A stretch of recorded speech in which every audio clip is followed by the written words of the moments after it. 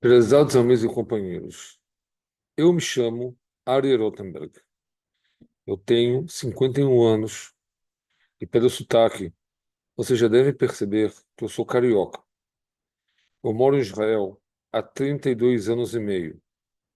Estudei no Colégio TTH no Rio de Janeiro e depois estudei na grande yeshiva, que na época chamava Or Israel College do Rav Shammah, que eu devo a ele muito agradecimento e tudo que eu tenho hoje foi por causa dele o que eu recebi nos 2 primeiros anos de estadia na Yeshiva. Eu moro em Jerusalém. Eu tenho, por enquanto, 14 filhos. Como vocês veem, eu sou de família ortodoxa. Nós, quando educamos nossos filhos, de um modo com limites muito claros e fortes, porém, um amplo leque de opções dentro desses limites. O meu segundo filho se chama Noam Elimelech. Ele estudou em diversas yeshivot, então no Torá e etc. E estudou também uma yeshiva muito grande, muito renomada, chamada Tifer. Porém, passo a passo, durante a vida dele, ele teve vários testes, várias provas de como guardar e se guardar a religião, que passo a passo ele deixou de cumprir mitzvot. Quando isso começou a acontecer, eu fui até Bnei Brak, na casa, naquela época, do Rav Gershon Edelstein, Rosh Yeshiva de Ponovitch. Fui perguntar a ele, Rabino, o que eu faço agora? Meu filho está seguindo esse caminho. Qual deve ser a conduta certa e correta com ele? Ele me disse o seguinte: você tem que amar seu filho e dar para ele todo o conforto que ele necessita. Uma vez que nós, como pais, concedemos aos nossos filhos todas as ferramentas que precisamos, que estejam ao nosso alcance, para que nossos filhos tenham uma vida de sucesso. Porém, querendo ou não, a escolha e o livre-arbítrio é do nosso filho. Ele me disse assim também: você deve trazer seu filho a casa, com todos os aparelhos que ele tem, com os amigos e com as amigas. Eu falei para ele, Rabino, será que isso não pode influenciar meu filho, os outros filhos ao mau caminho? E o Rabino me disse o seguinte: se você explicar para os seus filhos que isso foi a escolha dele, eles vão saber que isso é assunto dele pessoal. Você quer fazer o quê? Você não quer deixar ele entrar em casa? Você quer fechar a porta para ele? Se você fizer isso, como já aconteceu com outras pessoas, ele vai pular da janela. Imagina você, o seu filho, está com muita luta dentro dele. Ele nasceu numa família ortodoxa e agora não segue esse caminho. Você fechando a porta para ele, isso significa que a única âncora que ele tem na vida, que é a família, você quer deixar também? De qualquer modo, disse o Rabino, cada um de nós deve saber que a responsabilidade de nossos atos e de nossas escolhas é puramente nossa, está puramente em nossa mão. Nós temos o monopólio de responsabilidade de nossas escolhas. Meu filho, depois que ele começou a seguir o novo caminho da vida dele, ele se alistou para o exército, mas ele não queria ser na frente de guerra com arma. Ele queria no exército aprender uma simples profissão, que era ser analista de sistemas, com o estudo do exército e com também a experiência de trabalho no exército, ele teria uma ótima opção de progredir muito bem em sua carreira. Ele era muito inteligente, muito gênio, e ele simplesmente, em 4 meses, já se tornou chefe de departamento na base onde ele serviu, que essa base chama Machane Barlev, ao lado de cidade de Kiryat Malach. Quando ele vinha em casa, a gente recebia ele com muito carinho e muito amor. sem nenhum tipo de discriminação ou qualquer outro tipo de diferença pelo fato que escolheu outro tipo de vida. A gente deixava meu filho ficar sozinho com as crianças, se levar eles para onde precisavam, pois a gente tinha nele plena confiança de que ele simplesmente seguiria o que nós pedimos para ele. Uma vez, ele chegou em casa e eu e minha esposa não estávamos em casa. Um dos meus filhos tinha prova de Guimará no dia seguinte. Meu filho sentou com ele, ensinou, explicou a Guimará, mesmo que ele não era religioso mais. Já não preservava nada, nem Shabat, nem nada. Mas a Guimará e o estudo da Torá estavam na alma dele, dentro dele. E ele explicou para o meu filho teve um ótimo sucesso na prova. Era muito difícil para nós ver que ele seguiu outro caminho. Porém, de qualquer modo, nunca deixamos de amar nosso filho pela escolha dele, porque filho é filho, a escolha é dele. Nós damos para ele a simples ferramenta para ter sucesso na vida e o resto é escolha dele. Já que no final da vida dele ele não preservava o Shabat, ele veio passar com a gente Sukkot, o primeiro dia do ano passado, que era no Shabat, que foi uma semana antes do massacre. A gente pediu para ele uma simples coisa: por favor, venha antes do Shabat e saia após o Shabat. O que você vai fazer no apartamento que você vai estar, isso é assunto teu. A gente não se intromete em nada. Ele realmente veio antes do Shabat, mas não tivemos o mérito que ele saísse depois do Shabat.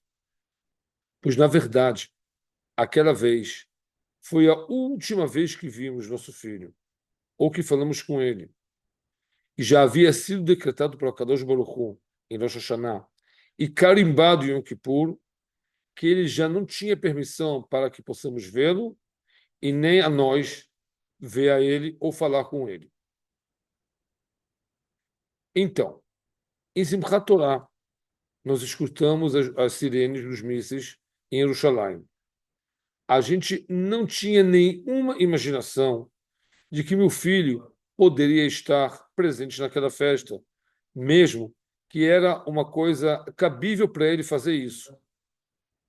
No Motzei Shabbat, meu filho, ele tinha um telefone kasher, numa certa época. E esse telefone foi passado para um outro filho que estuda no yeshivá na cidade de Carmiel. A namorada de um amigo dele ligou para esse telefone no Shabat, querendo perguntar onde estava o namorado dela, que já estava assassinado. Só que o meu filho, na yeshivá, obviamente que não atendeu. Depois do Shabat, ele foi devolver o telefone e fomos saber que meu filho estava lá. Ligamos, ligamos, ligamos e não atendia nada. Eu conversei com o comandante dele, do exército. Ele falou que a última vez que ele esteve em contato com ele foi no Shabat, às 10 da manhã. E depois, nada. Depois, eu liguei mais uma vez para o telefone e me atendeu uma voz em árabe. Obviamente que eu desliguei o telefone na hora. Mais tarde, no Motzei Shabbat, eu fui à sede da polícia para dar teste de saliva para verificar o DNA, ver se talvez encontre o meu filho. Podia ser que ele estava morto, podia ser que ele estava sequestrado, ou poderia ser que ele estava no hospital, ferido, ou estava escondido. Porém, passamos 2 dias de agonia. Nada, nada e nada. Na segunda-feira, à noite, eu estava na sinagoga, a gente fez lá uma tefilá para se fortificar e ter mérito que o meu filho seja encontrado. Eu dei uma palestra lá sobre isso, e quando eu voltei da sinagoga, eu já tinha visto, à frente de casa, 2 soldados com uniforme do exército. Aqui em Israel funciona do modo seguinte: quando um soldado morre em algum atentado ou algum acidente do exército, existem 2 soldados que são especificamente preparados para isso, para avisar a família. E como minha esposa é assistente social, eu já tinha sabido que se demora muito tempo e quando aparece soldado em casa, é sinal que o meu filho morreu. E assim foi. Ele entrou em casa, os soldados, perguntou: está todo mundo aqui? E quando não chegou todo mundo, ele não falou nada, mesmo que nós sabíamos já a notícia, pelo fato de aparecer em nossa casa. E quando o meu último filho chegou, ele falou assim: seu filho morreu, de um modo seco. Ele levou uma bala na barriga. Eu conversei com uma pessoa que tratou e purificou o corpo dele, ou seja, lavou dos restos de sangue, porque, na verdade, toda pessoa que ela morre pelo simples fato de ser judeu, ele é kadosh e vai direto para o Lamabá. Não importa se veio de família religiosa ou não, se veio de era religioso ou não, direto para o Lamabá de lado de Deus. E iria enterrar também com as próprias roupas, com mancha de sangue, com sapato, com tudo. Por quê? Porque essa roupa vai testemunhar para Deus pelo massacre feito, e com isso, Deus vai vingar a morte dele. No domingo à noite, antes de Simchat Torah, depois de Simchat Torah, entre domingo e segunda, sabendo já que meu filho estava sumido, porém, não sabendo que já estava morto, eu tive um sonho com ele. Ele me pareceu assim muito sorridente, muito tranquilo e feliz, com kippá, com blusa, não lembro se estava com blusa branca, e falou assim: pai, você fica tranquilo, não se preocupe, eu estou num bom lugar, estou do lado de Deus, estou estudando Gumará com ele. Em hebraico ele falou: Ani Yoseh Steigen im HaKadosh Baruch Hu. E na mão dele ele tinha uma Gumará de ouro. Meu filho, mesmo que ele largou a religião, ele não largou a Deus. Talvez ele largou as estivot, mas nunca largou a Deus. Ele podia estar numa festa de natureza, no meio da floresta, pega o amigo no colarinho dele e fala: você sabe qual é a resposta dessa Gumará? Ele também falou, assim me contaram quem estava do lado dele, que antes dele deixar o mundo, antes que a alma dele parta para cima, ele fez vidui e também fez Shema Israel. Então a gente vê que a alma da pessoa, mesmo que estava longe, no momento da verdade, ele sabe o que a alma dele quer. Uma vez, eu fui numa entrevista na televisão israelense, numa rede, um canal de esquerda, nem um pouco religioso. E aí a entrevistadora, a repórter, perguntou para mim: escuta, você se sente fracassado que seu filho largou a religião? Eu falei: não, o filho não largou a religião. Mas como assim? Seu filho não era nada religioso. Eu falei: senhora, ele não largou a religião. Ele foi procurar perguntas, respostas para a pergunta que ele tinha. Nós não somos empreiteiros de sucesso de ninguém. Nós damos aos nossos filhos as ferramentas que precisam para ter sucesso na vida. Se eles escolhem o bem ou não, isso é responsabilidade deles. A mulher me perguntou também: você está nervoso? Eu falei: senhora, por favor, nervoso com o quê? Com quem? Ela me disse assim: como assim? Deus pegou teu filho. Eu falei: Deus? Ele me está obrigado a me dar alguma coisa? Que eu vou ficar nervoso pelo fato que ele não pegou meu filho? Eu, em vez de ficar nervoso, eu vou dar graças a Deus, agradecendo a Deus pelo fato que ele me deu esse filho durante os 24 anos da vida dele. Me perguntaram: o que segura você tão forte? Eu disse: o que me segura é a fé, a emuná, sabendo que mesmo que estamos sofrendo, tudo o que Deus faz é para o bem, sabendo que tudo na vida tem um propósito. Em hebraico, a palavra paciência se chama savlanut. O que significa savlanut? É uma junção de duas palavras, seven em mashmaut, ou seja, sofrimento com propósito. Tá certo. que Deus nos deu esse sofrimento, mas a gente tem que saber que isso tem um propósito. Isso tem um propósito. Quando a gente entende que as coisas têm um propósito, a gente pode aguentar essa barra com muito mais força. A pessoa que ela faz uma operação que tem que cortar a perna, dói, é chato que ele tem que cortar a perna, mas se ele sabe que a perna tem que ser cortada, porque senão tudo vai se explodir para o corpo para cima, ele entende que aquilo é o melhor para ele. Quando eu estava sentado de Shivá, eu pedi para um vizinho, que ele é um político, trazer na minha casa o Yair Lapid, o chefe da oposição, que ele é muito, muito não religioso, ok? E ele veio. Ele perguntou assim para mim: por que você me convidou? Eu falei assim para ele: olha, você é judeu, eu sou judeu. Você conduz sua vida segundo o que seu pai, de abençoada memória, ensinou a você.